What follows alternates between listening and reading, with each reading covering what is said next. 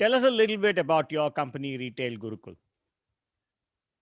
We are a boutique consulting, so which means I'm really the face of the brand. And Okay. what I keep saying is we'll help you earn more and worry less, Okay. right? Basically, because most retailers are involved in their business 24/7, 365 days. I've had multiple examples of people who are not able to leave uh, Shop. their shop, right? And their or their current business practices are really steeped in tradition or family culture or something like that. So they are more about in this industry, it's more about what kind of inventory that I'm you know currently carrying. And yesterday I was talking to somebody. I said, see, 85% of your family wealth built over the last 30 years by blood, sweat, and toil is in your inventory. And that entire inventory is, if you're familiar with Yeah. commodities, right, is unhedged, Exactly. right? So that means I'm saying that, whom are you dependent on this particular wealth, right? What Right. happened to it? I said Donald Trump. Okay, because if that man takes some call and the gold rate goes up and down, then you are kind of finished. The only Yeah. argument is for multiple years, we have never had this kind of a problem. So what is Yeah. the issue? But I'm saying that it is no longer the case, Correct. Correct. right? So yeah, volatility, uncertainty have, So we you know, shouldn't risk it in that sense, because if 85% of your family wealth is sitting there, you shouldn't yeah. really be doing that kind of a risk exposure. So what type of consulting and training would you provide? It's a nice example that you have What given. I do, I'll give you a latest example, right? So what we do is, I have built my own framework, Mm-hmm. right? Which is because I worked in Titan and Tanish for 20 years across 9 different roles. I'm very familiar with and knowledge about the entire business process, right? Correct. Except the manufacturing and the financial accounting side. So since most of my clients are really traders, right, or retailers in that sense, so for me it makes sense to tell them that uh, what is it and where do you want to go. So I start typically with a goal setting exercise and what Right. do you want to do next 3 years, 5 years, kind of a thing. Then we have identified basically 4 uh, I use the hand. So this is your goal setting exercise. How do you handle consumers? If you want to get the consumers in, what do they come for, which is inventory. Now to Right. sell this inventory to these consumers, you need an operations or a store or an online space. And for all this, you need an organization or a people. So Right. these are the 5 areas where we overall operate. And using the same theory of constraints, weakest link concept, right? We start identifying which is the weakest link, Mm-hmm. right? And what are all the low hanging fruits. So invariably, you will start seeing that, um, let's say we have a lot of dead stock which is sitting. Mm-hmm. I keep telling them I'll make you more money without asking you 1 paisa extra investment. And it's Okay. true, right? Okay. We really don't need extra money. And Mm. if I can use my a little bit of thing, right? I have these 2 water bottles, right? Right. This is the inventory, and the bottom red is the uh, dead stock, Right. which I now call as the golden furniture, not wooden Right. furniture, but golden furniture, Golden furniture. right? And generally what we see is that 66% of the inventory is good, 33% of the inventory is bad. Okay. Okay. Then I say that, your conversions, right? Hmm. 66% is the conversion in most stores. So I say Okay. that if you can improve this red color stuff and kind of clean up the dirt in the Right. in the inventory, then there is very logical that your 66% conversion should go to 80, 85, 90%. So Right. it's a Right. very mnemonic, very easy to understand to people, right? Right. Right. Right. So what we then start working on is, what's the problem with the inventory? What is your buying habits? Where is the Mm. assortment plan? All Mm. of it is coming from first couple of 1 month or 1.5 months. We try and set the goals. Mm. And one of the biggest challenges there is really change management, Absolutely. right? So and for most of these people, they tend to hire somebody like me for the very first time. And Mm. a couple of years back, I had a client who It took me about 2-3 months to even organize the meeting. They took 3 months. But finally, when I went to their so-called meeting room, right, there were like 14 people from the family, all of them sitting there to evaluate me. The oldest was 83 years old and the youngest was 18. So all the 14 people in the family had to then ask their questions, me have to answer them. Then all of them had to sit down again, then agree upon saying that yes, because this is the first time ever they are getting an outsider. It's not like an employee kind of a thing. Correct. And as they build their trust, right? So that major effort, and then I started working with them, and the major effort is to start getting these kind of details, right? And the attention is really in the data. And they have never ever shared that data with anybody else, not even with their employees. Now to share it with an outsider is one huge mindset shift. Mindset shift, right? And the good thing is, you build that trust over a period of time. Okay. In fact, there are some people who tell me that not even my wife knows what I'm telling you. Right? Yeah. Right. So like that, right? So that's the kind of transition that takes place, and then we start identifying the areas of improvement, and it's a running race, right? So it depends upon how long they want to, because I believe that every day there is an opportunity to improve. We have had people who work, with whom I work for 3 months, 6 months, 3 years also, right? So like that, it's a journey, right? So because they are seeing. See, another point I tell them is, I give you a 30 days money back guarantee. Okay, 30 days money back guarantee is wherever we work with on a retainership basis. At the end of 30 days, I will raise the invoice for you to pay me. Right. If in that 30 days you are not happy, you tell me I'm not happy, you don't pay me anything. Okay, right? So literally it is a risk-free consulting from their point of view. Right. First 30 days you gave them whatever, and you're not going to invest. Not first 30 days, continuous 30 days. Okay. Right. So any given point of time, you are at a liberty to say, I don't want to continue. Right. The thing is obviously that, you can't wake up after 6 months and say all the 6 months is not working. So that's why every 30 days you have a decision to make. You don't like it. Okay. No problem. That's one of the few people, I think, at least I don't know anybody else who makes that offer. Right. But I say you have zero risk. That means at the end of 30 days, if you're not happy with the February performance, don't pay. But once you pay February performance, then the March performance starts. So for me, I'm as good as my last invoice. Correct. Got it. All the time. Correct. So what trainings do you provide then to their employees and so on? We do. We train the staff, right? I actually started Retail Gurukul saying that we will train the staff, but I soon found out that, in the family business, training the staff is not really possible, is not really effective if there is no fundamental change in the organization. Even yesterday, somebody called and said, I want to revise my staff remuneration. So I said, see, we can do that, but it's not going to change your system. It's not going to change the business, business success. You'll continue to do what you're doing. If you're happy, that's fine. But if you're looking to grow your business, that's the reason why obviously you're trying to evaluate and reward your staff. Then probably there's a need for an organizational relook. Right. So that's how it goes step by step. So staff training is now become a part of the overall consulting and coaching program. And like somebody mentioned, I'm also a counselor to some of these people, family counselor. Wow. Okay. Yeah, because they come up with saying that, I have this problem with my brother, my two brothers, we are on one side. I have a case where the two brothers are on one side and the dad is on another side. So all kinds of, issues. Yeah, definitely, because you become their confidant, right? If they're talking to you what they don't even talk to, some of their family members, let's leave what is the relationship.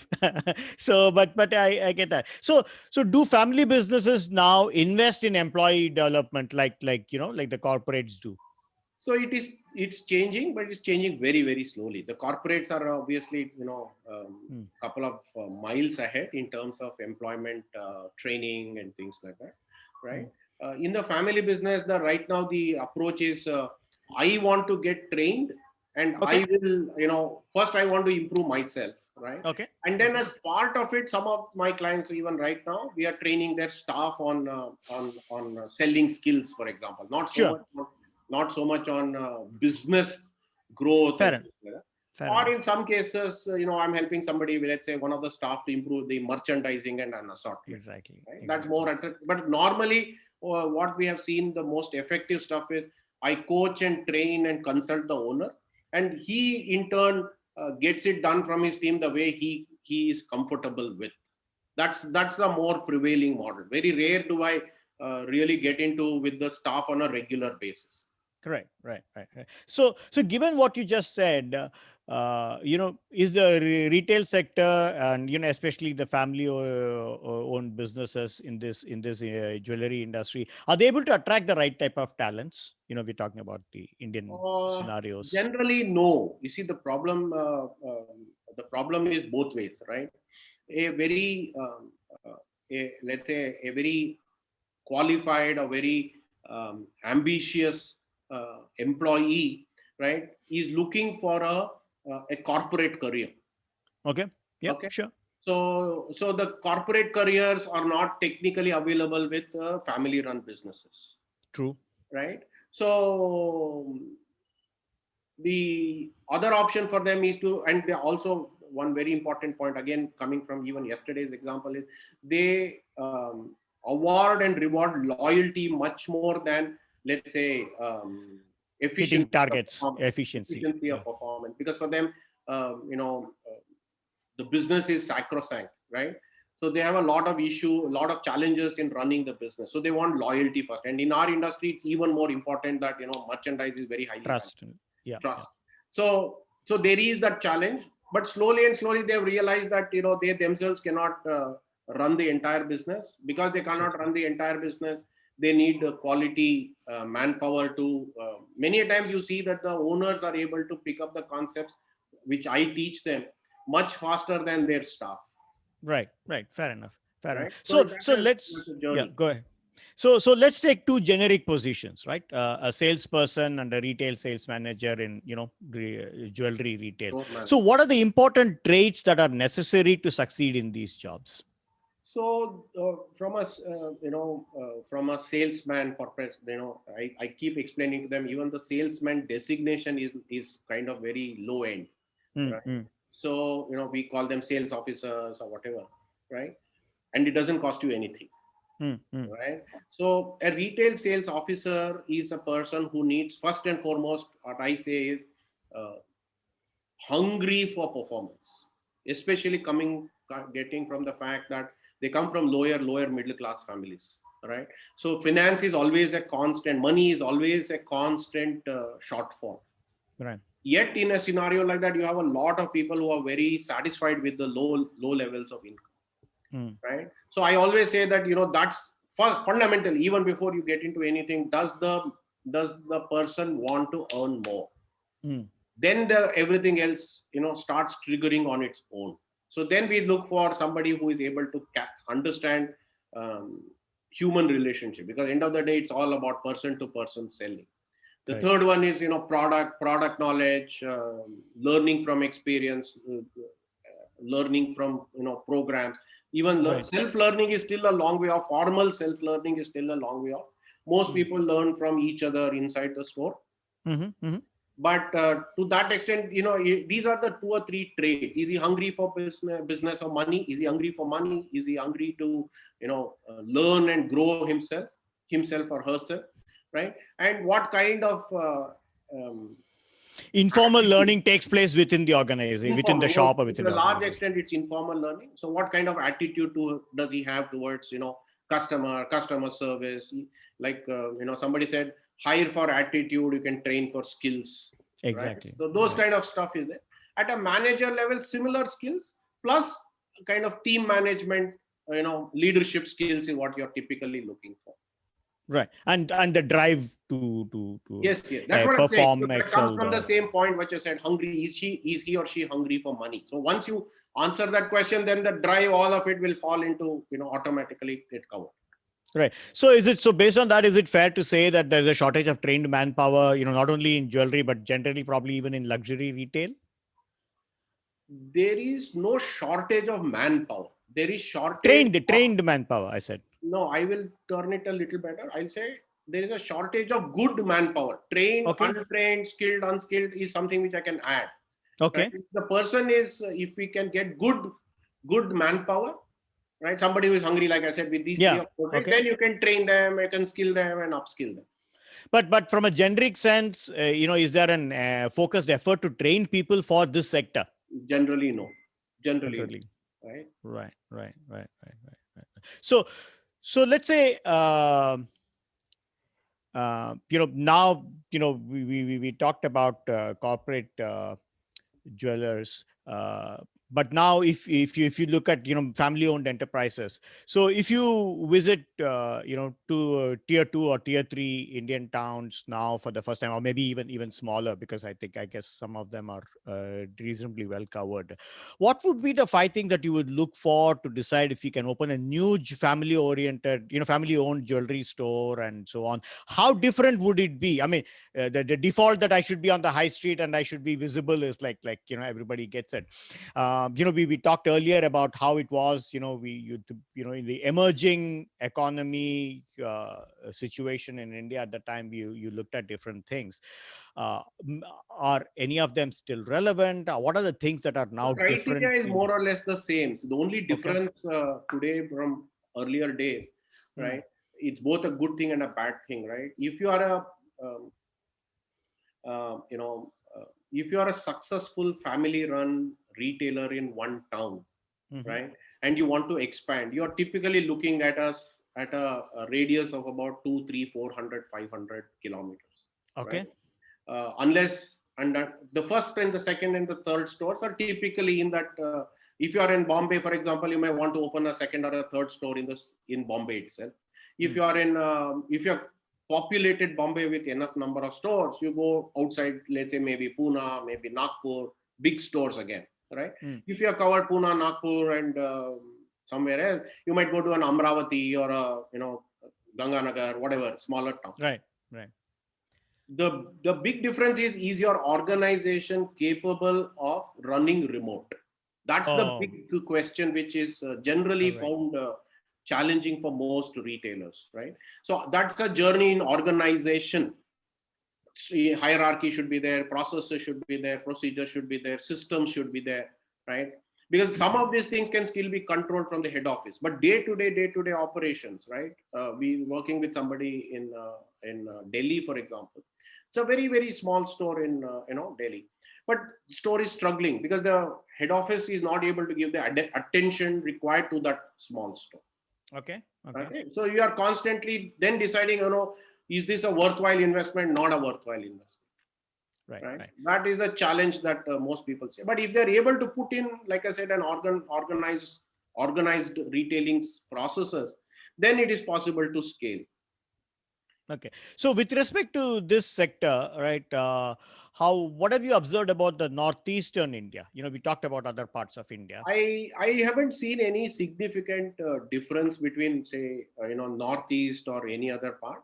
Most of these, in fact, I think the top 300 or 500 towns has got 2 or 3 large family-run businesses which have been there for a long time.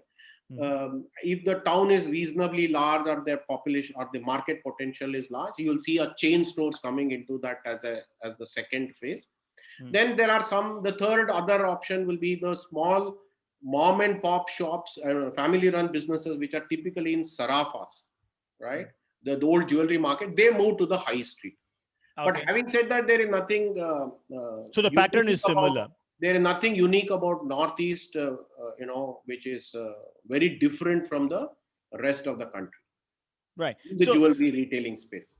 Right. So that gives us a sort of an idea. Just wanted to be sure that, whether things in Guwahati, Siliguri, those kind of markets, right? Maybe Shillong or whatever is not really developed. The biggest northeastern market would probably be Guwahati.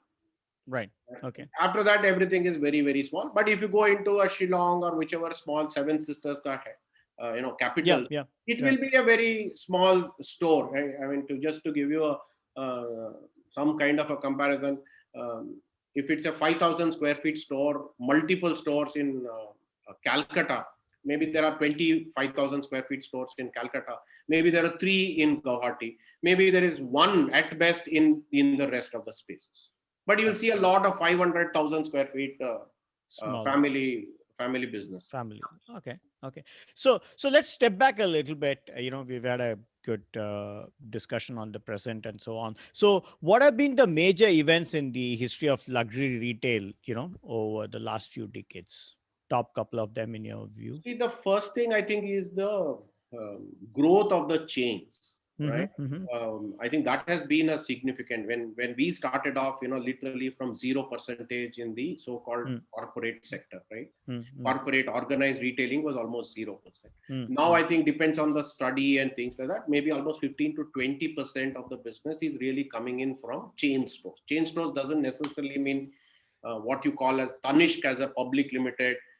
Even though it's a Tata group, it's generally seen as a professionally managed, where the owner is not part of the regular operations, to family run chain stores with 20 stores, 50 stores, 100 stores, 150. Like those from Kerala or from Kerala, right? So they're all 100, 200, 300, 100, 200 stores. So you would put them into the same bracket. Same chain stores. You just call them as chain stores. I really don't care who is running it at the back end. So that is one significant shift. The second significant shift is, migration of family-run, what I just now said, Sarafa business into multiple similar-sounding names in the same city. See, what happens is, as the family has expanded, there are some brands or some families which have continued to stick together. Okay. Right? There are some brands which have split, some families which have split. So when the family splits, the family name gets carried forward with a suffix or a prefix attached. So from a consumer point of view, there are multiple brands with similar looking names, right? And there are some challenges about, my consumer is going there and she thinks it is the same thing as me, etc., etc. That's the second change that has definitely happened. Okay. The third change that we are now seeing is, there are a lot of second generation people who are not wanting to get into the system also. That is also happening. Okay, they're saying that, no, we don't want to be in the jewelry retailing space. I want to do something else. I don't want to really be stuck in running day-to-day operation. That's another thing.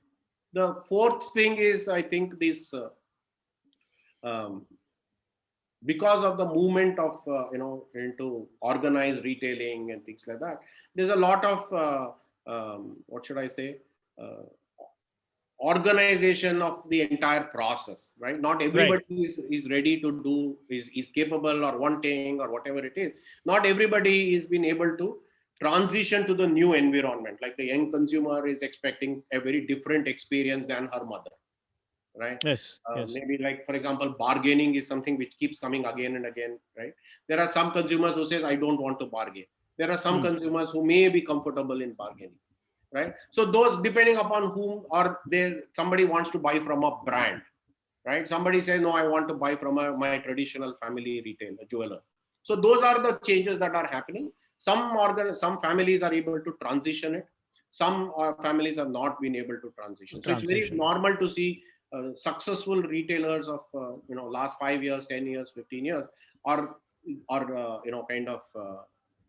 being forced to either shrink or even shut down.